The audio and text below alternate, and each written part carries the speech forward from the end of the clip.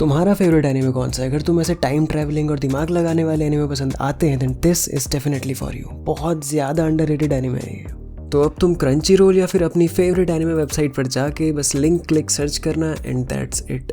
Late yourself consume in the magic of this anime. But pro Link Click is not an anime, it's a डोंगुआ। I know कि Link Click एक डोंगुआ है, anime नहीं है, but पूरी video में बार बार मैं ऐसे डोंगुआ करता रहूंगा तो फील नहीं आएगी ना। तो लेट्स स्टिक विद एनिमे। और जिनको नहीं पता उन्हें बता दूं कि जो भी चाइनीज एनिमेशन होता है उसको डोंगुआ बोला जाता है। तो it is same as anime, but क्योंकि वो चाइनीज एनिमेशन है इसलिए उसको डोंगुआ बोलते हैं और कोई फर्क नहीं है उनमें। तो इसमें दो मेन कैरेक्टर्स है। एक ये बंदा है, इसके पास पावर्स है कि एक फोटो जब क्लिक करी गई थी उस मोमेंट को ये फोटो देख के पूरा एनालाइज कर लेता है। और दूसरा ये बंदा है जो कि एक ताली मार के उस फोटो के अंदर चला जाता है उस टाइम में। और ऐसे ही करके ये लोग अलग अलग केसेस सॉल्व करते हैं। स्टार्टिंग के 4-5 एपिसोड्स तो ऐसे इंट्रो के लिए हैं और असली खेल तो उसके बाद शुरू होता है। तो अब चलते हैं एनिमे की तरफ।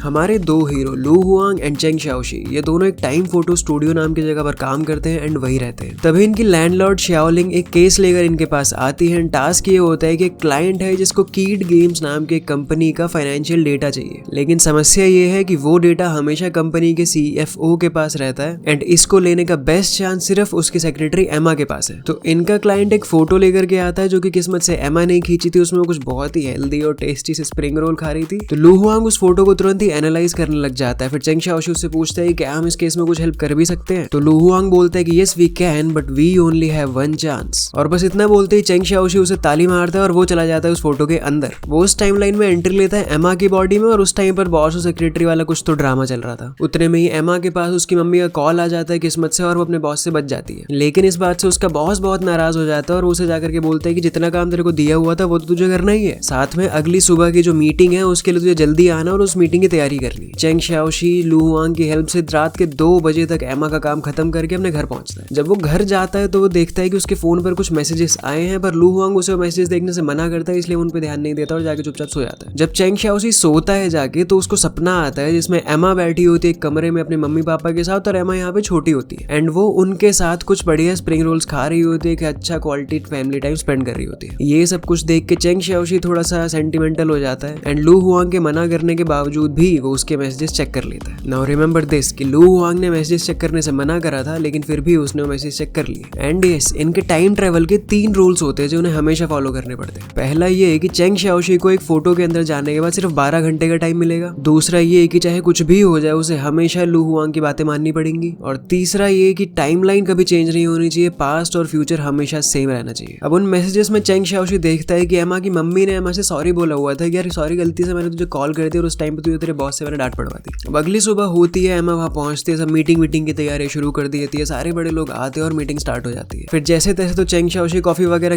गिरू के बहुत ही चालाकी से अपनी बेइज्जती वगैरह सब करवा के लेकिन वो डेटा निकाल लेता है जो उन्हें चाहिए होता है। वो डेटा ये लोग जाके अपने क्लाइंट को प्रेजेंट में दे देते हैं एंड वो डेटा फिर बाहर आ जाता है। ये पता चल जाता है कि कंपनी जो है वो कुछ धांधलेबाजी कर रही थी एंड जितने भी CFO और उससे रिलेटेड लोग थे इंक्लूडिंग एमा, इन लोगों को नौकरी से निकाल दिया जाता है। अब एमा क्योंकि नौकरी से निकाल दिया गया और उसके पास वैसे भी पैसों की तंगी थी तो वो घर पर आती है रोते हुए। लेकिन वो घर आके देखती है कि उसके पास एकदम फ्रेश स्प्रिंग रोल का पैकेट रखा हुआ है और कुछ गर्म कपड़े भी रखे हुए क्योंकि बहुत ठंड थी उन दिनों। फिर एमा अपना फोन चेक करती है। इस टाइम पे चेंग शाओशी उसकी बॉडी से जा चुका है क्योंकि उसका काम सिर्फ डेटा निकालने तक का था। तो एमा अपने फोन में चेक करती है कि कल रात के मैसेजेस जो कि उसको याद नहीं थे वहां पर कि उसकी मम्मी ने ऐसे सॉरी बोला हुआ और उसकी मम्मी को एमा ने ही एक मैसेज लिखा हुआ है कि mom dad I miss you. और ये मैसेज देखने के बाद ही उसके माँ बाप उसके कमरे में आए थे, सारा सामान रखा और वो लोग वहां से चले गए थे। ये देख के एमा ने उनको बोला कि भाई तुम रुक जाओ, मैं आ रही हूँ, स्टेशन पर ही वेट करो तुम मेरा। एमा बिल्डिंग के नीचे उतरती है, थोड़ा सा आगे चलती है और वहां पर उसको एक मिस्टीरियस आदमी राइड ऑफर करता है और वो उस राइड को एक्सेप्ट कर लेती है और वो लोग वहां से चले जाते हैं। फिर अगले दिन चेंग शाओशी लू हुआंग से पूछ रहा होता है कि भाई क्या हुआ होगा एमा का बाद में। तो लू हुआंग बोलता है कि भाई तू वो सब छोड़ दे, उसकी चिंता मत कर, लेट द फ्यूचर बी, क्योंकि यही उनका रूल था। उतरे में शाओलिंग वहां पर आ जाते हैं, नया केस लेकर के वो लोग उस केस को देखने जा रहे होते तभी लू हुआंग के पास एक वीडियो मैसेज आता है। वो उस वीडियो को चेक करता है तो वहां पर दिखाते हैं कि कल रात एमा की बहुत ही मिस्टीरियसली की हत्या हो गई है। शाओलिंग चेंग शाओशी को सारी केस की डिटेल्स बताती है और फिर वो लोग थोड़ा अपना हंसी मजाक करते हैं और वो लोग मजाक मजाक में टाइम ट्रेवल कर लेते हैं। इस बार भी चेंग शाओशी एक लड़की की बॉडी में ही एंटर करता है जिसका नाम होता है यूशिया। इस केस में 2 लड़कियां हैं जिन्होंने अपना रेस्टोरेंट बिजनेस स्टार्ट करा था कुछ 10 साल पहले और अब वो बिजनेस काफी अच्छा चल रहा है। तो उनमें से एक लड़की है जो कि उस बिजनेस को बिजनेस के तरीके से ले रही है और उसको और ज्यादा आगे आगे बढ़ाना चाहती है, लेकिन दूसरी लड़की है जो कि अपना वही उसी दोस्त के साथ ही वही अपनी एक दुकान में ही उस बिजनेस को रखना चाहती है। तो इसीलिए वो लोग इस नतीजे पर पहुंचे कि शायद उनको स्प्लिट कर लेना चाहिए, लेकिन जो सीक्रेट रेसिपी यूज होती थी वो उनमें से सिर्फ एक ही लड़की के पास है, तो दूसरी वाले का बिजनेस नहीं चल पा रहा है। तो अब इन लोगों का काम है पता लगाना कि वो सीक्रेट रेसिपी क्या है। तो चेंग शाओशी अलग अलग फोटोज में ट्रैवल करता रहता है, यहाँ से वहां से उसको जैसे तैसे करके क्लूज मिल जाते हैं, वो बता देता है और उनका क्लाइंट खुश हो जाता है और वहां से चले जाते हैं। एपिसोड 3 स्टोरी पर्सपेक्टिव से बहुत ही इंपॉर्टेंट एपिसोड भले ही ना हो, लेकिन इसे देखने में बहुत मजा आता है। इसमें शाओलिंग सुबह सुबह जॉगिंग करने गई होती है और तब एक आदमी उसे पीछे से पकड़ने वाला होता ही है, लेकिन लू हुआंग बीच में आके उसे बचा लेता है। फिर बाद में उन्हें पता चलता है कि यार ये तो उनका क्लाइंट था, ये तो हेल्प मांगने आए हैं इनसे। इस इंसान का नाम होता है चेन शाओ और ये इनको एक टास्क देता है कि भाई तुम्हें कुछ फोटोज के अंदर जाना होगा और कुछ इंसानों को उसने कुछ बातें लिख के दी है, बस वो बातें जाके बोलनी है, दैट्स इट। लू हुआंग उन बातों को जाके पढ़ता है एंड रियलाइज कि इन बातों को बोलने से कुछ फर्क तो पड़ेगा नहीं, इसलिए वो उस टास्क को एक्सेप्ट कर लेता है। इस इंसान ने ये काम करने के लिए बोला था क्योंकि उस एक दिन के अंदर अंदर वो अपना बास्केटबॉल मैच हार गया था, उसने अपनी क्रश के साथ बात करने का आखिरी मौका खो दिया था और रात होते होते तक उसने अपनी मम्मी से लड़ाई भी कर ली थी और फिर शाम को एक अर्थक्वेक आया था जिसमें वो सारे लोग मर गए थे। तो एक कहानी वैसी चलती है कि वो लोग जाते हैं और बारी बारी से सारा काम करते रहते हैं। अब ये एपिसोड इंपॉर्टेंट इसलिए है क्योंकि इसमें हमें कुछ बातें पता चलती है। सबसे पहला तो ये कि चेंग शाओशी स्पोर्ट्स में कितना अच्छा है, स्पेशली बास्केटबॉल। दूसरा ये कि लू हुआंग और चेंग शाओशी की दोस्ती हुई कैसे थी। और तीसरा ये कि चेंग शाओशी जितना कूल और मस्त सा बंदा दिखता है वो उतना है नहीं असल में, क्योंकि डीप डाउन उसको सारी चीजों से फर्क पड़ता है एंड वो एक्चुअली में बहुत इमोशनल इंसान है।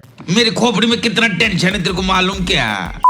इस एपिसोड में हमें एक इंपॉर्टेंट बात ये पता चलती है कि जो टाइमलाइन है वो अलग अलग नोड्स में डिवाइडेड है। नोड्स का मतलब कुछ इंपॉर्टेंट इवेंट जो उस टाइम पर हुआ होगा, तो जब तक वो नोड सही सलामत है तब तक उस टाइमलाइन पे कोई फर्क नहीं पड़ेगा और एक नोड से दूसरी नोड के बीच में हम चाहे कुछ भी करें उससे कुछ मतलब नहीं है। बस इस बात को ध्यान में रख के अब आगे बढ़ते हैं। इस वाले केस के बाद चेंग शाओशी और लू हुआंग आपस में बात नहीं कर रहे होते क्योंकि चेंग शाओशी को लू हुआंग के ऊपर गुस्सा आती है कि भाई जब एंड में सब लोग मरने ही वाले थे और तुझे इस बात का पता था तो फिर तूने मुझे केस में जाने ही क्यों दिया। और अब उसे इस बात का भी गुस्सा है कि भाई लू हुआंग उसे बता नहीं रहा है कि इन सब लोगों को बचाना कैसे, बट लू हुआंग को पता है कि वो टाइमलाइन चेंज नहीं कर सकता। और इसी सब के बीच में इनके पास आता है एक नेक्स्ट केस जिसमें एक बबल टी शॉप ओनर का बच्चा किडनैप हो जाता है, लेकिन लू हुआंग उस केस को लेने से मना कर देता है क्योंकि उसके अकॉर्डिंग अभी मैं थोड़े टाइम के लिए सिर्फ फोटो स्टूडियो के तरीके से एक्ट करना चाहिए। चेंग शाओशी भी इस बात के साथ एग्री करता है कि भाई जो हो गया है वो हो गया, पास्ट को नहीं चेंज कर सकते हैं, so just get over it and move on. लेकिन चेंग शाओशी है तो बहुत सेंटिमेंटल सा बंदा वैसे भी, तो वो अपने एंड पे स्टिल कोशिश करता है जाके कि भाई वो कुछ ना कुछ पता कर ले और कुछ उनकी हेल्प को कर पाए। एंड शाओ लिंग को इस बात का गिल्ट होता है कि भाई वो उस किडनैपिंग की चश्मदीद गवाह होने के बावजूद भी कुछ नहीं कर पा रही है, इसलिए वो दोनों लड़कों से आकर रिक्वेस्ट करती है कि यार प्लीज देख लो कुछ हो जाए तो, ताकि उसका अपना गिल्ट तो एटलीस्ट थोड़ा सा कम हो जाए। और फिर दोनों लड़के मान जाते हैं हेल्प करने के लिए और वो उस केस में तुरंत लग जाते हैं। जो फोटो लू हुआंग के पास आती है एनालाइज करने के लिए वो एक सीसीटीवी से ली गई थी। अब की बार चेंग शाओशी उससे पूछते हैं कि हमें सीसीटीवी बन के जाने वाले होंगे वहाँ पे, जिसका जवाब हमें थोड़ी देर में मिल जाता है कि नहीं भाई वो अपनी खुद की ही बॉडी में पहुंच गया था। फिर चेंग शाओशी वहां पर जाके उस बच्चे के ऊपर दूर से निगरानी कर रहा होता है कि क्या हो रहा है क्या नहीं, और उतने में वो देखता है कि वो बच्चे को कोई ल्योर करके अपने साथ लेके जा रहा है। चेंग शाओशी तुरंत उसके पीछे पीछे भागता है, लेकिन भागते भागते वो शाओ लिंग के साथ टकरा जाता है और फिर जितने में ये दोनों वापस से होश संभालते हैं वो 10-12 सेकंड में, उतने में वो बच्चा वहां से गायब हो चुका होता है। लू हुआंग उसको उस फोटो से बाहर बुला लेता है क्योंकि उस फोटो में उसका कुछ काम बचा नहीं है। इसके बाद शाओ लिंग उस बच्चे के पापा के पास जाती है और कन्फ्रंट करती है कि भाई मेरी गलती थी कि मैं उस टाइम वहां पर थी और किडनैपिंग में मैंने फिर भी कोई हेल्प नहीं करी। और इतना बोलने के बाद उससे दूसरी फोटो मांग लेती है। दूसरी फोटो हमारे थोड़ा सा काम की ज्यादा है क्योंकि वो फोटो उस बच्चे ने खुद ही खींची है किडनैपिंग के थोड़ा सा पहले। तो अब चेंग शाओशी उसमें वो बच्चा बन के जाएगा तो वो पीओवी हमारे लिए थोड़ा सा ज्यादा काम का होगा। चेंग शाओशी जब उस फोटो के अंदर जाता है तब तक वो बच्चा बेहोश होने की हालत में होता है और वो बेहोश हो जाता है। जब उसे होश आता है तब वो एक किसी जीव के साइड में लेटा होता है, क्योंकि ये लड़का है लड़की मुझे तो समझ में नहीं आ रहा था। लेकिन फिर चेंग शाओशी होश में आता है और फिर एनालाइज करना शुरू कर देता है, क्लूज ढूंढना शुरू कर देता है। उस साइड में सोई हुई चीज के फैनी पैक के अंदर से उसको उसका एक आईडी कार्ड मिलता है जिससे उसको सब कुछ पता चल जाता है। लेकिन तभी वो लड़की भी उठ जाती है वहां पर और उसको देखने के बाद नर्वसनेस में चेंग शाओशी उसको एक बहुत ही तगड़ा मुक्का मार देता है और वो डर जाती है कि इतने छोटे बच्चे के पास इतनी ज्यादा पावर कहां से आ गई, क्योंकि उसके अंदर अपनी पावर तो असली चेंग शाओशी वाली थी। और चेंग शाओशी इस मौके का फायदा उठाता है और वो उसको जाके बोलता है कि भाई मैं तुम्हारा एंसेस्टर हूँ और 3 साल बाद तुम अरेस्ट होने वाली हो। और वो उसे बोलता है कि इसलिए अगले 3 साल तक इस बच्चे का तुम अच्छे से ध्यान रखना, इसको कोई भी तकलीफ नहीं होनी चाहिए, क्योंकि अगर इसे कोई भी तकलीफ हुई तो तुम अपनी बाकी की जिंदगी नरक में बिताओगी। इतना करने के बाद चेंग शाओशी वापस आ जाता है प्रेजेंट में। प्रेजेंट में वो बंदी जो है इस टाइम पे अरेस्ट हो रही होती है और बच्चा छूट के उनके सामने से आ रहा होता है। और तभी उनको एक पुलिस वाला भी अप्रोच करता है। ये पुलिस वाला उनको एक बार पहले भी मिला था, बट तब वो लोग ऑर्डर्स ले नहीं रहे थे, तो उन्होंने अपने केस के लेने से मना कर दिया था। पुलिस वाला उनसे आकर के बोलता है कि भाई मुझे पता है तुम्हारी पावर्स क्या है, कैसे है, बट सब लोग उसको स्टार्टिंग में तो मना करते हैं, बट फिर वो बोल देता है कि मैंने तुम्हें 3 साल पुरानी क्लिप में देखा है, इसलिए मुझे पता है कि तुम्हारी पावर्स क्या है। इस बात को भी याद रखना, आगे काम में आएगी कि पुलिस वाले ने चेंग शाओशी को 3 साल पुरानी वीडियो में देखा था। फिर चेंग शाओशी उसकी हेल्प करने के लिए राजी होने ही वाला होता है, लेकिन उतने में मेडलिन कर देता है कि लू हुआंग, और वो बोलता है कि भाई तुम मुझे बताओ केस क्या है, मैं बताऊंगा कि हमें केस लेना है कि नहीं लेना है। पुलिस वाला जैसे ही उसे केस का एनवलप देता है, वो पहली फोटो देखते ही मना कर देता है कि भाई हमें केस नहीं लेना, क्योंकि उस फोटो के अंदर एक लाश होती है,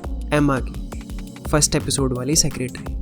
अगले दिन चेंग शाओशी उससे पूछता है कि भाई तूने केस लेने से मना क्यों कर दिया था, तो लू हुआंग बोलता है कि भाई तुझे ही तो ब्रेक लेना था। उत्तर में शाओलिंग एंट्री लेती है शू शानचान के साथ। एक तो इन लोगों के नाम भाई कसम से। शू शानचान इन तीनों के साथ यूनिवर्सिटी में पढ़ती थी और इन तीनों की एक कॉमन फ्रेंड है। चेंग शाओशी और शू शानचान आपस में अपना वही दोस्ती वाला लड़ाई झगड़ा करते रहते थे, तो उनका वही शुरू हो गया। लेकिन उतने में शाओलिंग ने उसे हड़का दिया ये बोल के कि भाई ये कस्टमर है हमारी, पोटेंशियल क्लाइंट, क्योंकि शू शानचान वहां पर उनके लिए एक केस लेकर के आती है। केस ये होता है कि शू शानचान का एक दोस्त होता है और ये दोनों आपस में एक दूसरे को पसंद करते हैं, बट किसी ने अभी तक कन्फेस नहीं किया। लेकिन कल रात में उस बंदे ने इससे कुछ तो बोला था जो कि इसे याद नहीं है, क्योंकि ये लोग कर रहे थे पार्टी और शू शानचान थी नशे में, तो सुबह तक वो सब कुछ भूल गई कि उसने बोला क्या था। तो this was just peanuts for them, उनके लिए कुछ मुश्किल नहीं था। वो पीछे गए, देखा, जो भी बात बोली थी वो सब कुछ लू हुआंग ने नोट कर लिया और बस उन्हें पता लग गया। लेकिन बातें घूमती है उसके बाद, क्योंकि यहाँ पर इस लड़के ने बोला था कि भाई उसको अब शहर छोड़ के जाना पड़ेगा क्योंकि उसकी नौकरी लगने वाली है और अब पढ़ाई पूरी हो चुकी है, और कल उसका इंटरव्यू है, मतलब कि आज का दिन। और उस लड़के ने शू शानचान को उसके इंटरव्यू से पहले उससे मिलने के लिए बुलाया था। तो ये लोग शू शानचान को मैसेज भेजने वाले होते हैं। उतने में ही इन तीनों के पास एक साथ शू शानचान की तरफ से एक मैसेज आता है जिसमें लिखा होता है clue received my new friend. And ये लोग हैरान हो जाते हैं, कुछ सोचे समझे कुछ करे उसके पहले ही शाओलिंग के पास उसका कॉल आ जाता है, और उस कॉल में बहुत ही डिस्टॉर्टेड सी आवाज में कोई बोलता है कि I will come as promised and this is where things get interesting. भाई इसके बाद जो होता है ना, बहुत ही ज्यादा बवाल चीज है वो। इस बात को I will come as promised, इसको याद रखना, और उसके आगे की जो भी चीजें वो बहुत ज्यादा डिटेल में बतानी पड़ेंगी, इसीलिए मैं वो सब कुछ नेक्स्ट पार्ट में बताऊंगा। देखो इस बात पे कोई गालियां मत देना कि भाई जैसी चीजें इंटरेस्टिंग होने वाली हुई है वैसी मैंने वीडियो खत्म कर दी है। पॉइंट इसकी इसकी आगे की चीजें बहुत ज्यादा डिटेल में बतानी पड़ेंगी और इसलिए वीडियो बहुत ज्यादा लंबी हो जाएगी, और उतनी लंबी वीडियोस बहुत कम ही लोग देखते हैं, और मैं चाहता हूँ कि इस चीज को बहुत ज्यादा से ज्यादा लोग देखें क्योंकि ये इतनी अच्छी चीज है। अभी तक भले ही तो बहुत अमेजिंग ना लग रही है उसकी स्टोरी, लेकिन आगे जो होने वाला है ना वो बहुत ही ज्यादा तगड़ा है। It builds up to be amazing. मैं इसे पर्सनली डेथ नोट के ऊपर भले ना, बट डेथ नोट वाली कैटेगरी में जरूर रखता हूँ because it is that good later on. But फिलहाल इस पार्ट में इतना ही। मैंने इस वीडियो में एपिसोड 8 तक की बातें करी है, 9 to 12 नेक्स्ट पार्ट में बात करेंगे, और अगर इस वीडियो पर रिस्पॉन्स अच्छा आया तो इसका नेक्स्ट पार्ट भी मैं इसी वीक ही रिलीज कर दूंगा। Now if you are a fan of आइजन सोर्स के तो तुम ये वीडियो देख सकते हो, and this will give you another reason to watch Haikyuu once again. फिलहाल इस वीडियो में इतना ही, बाय बाय।